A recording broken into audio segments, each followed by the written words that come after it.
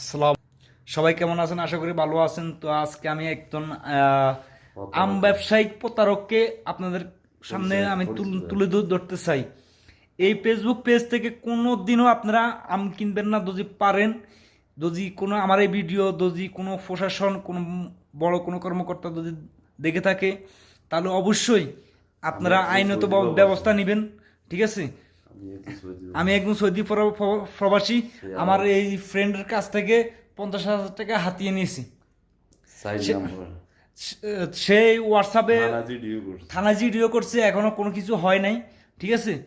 তো এই উনি আবার একটা ফেসবুক আর আর আর 7 দিন হয়ে গেছে, কোনো প্রশাসন কোনো ব্যবস্থা নিতে পারে নাই। ঠিক আছে? সব ডকুমেন্ট দেওয়া হয়েছে, তারপরও জিডিও করা হয়েছে থানায়, কিন্তু এখনো হয় নাই।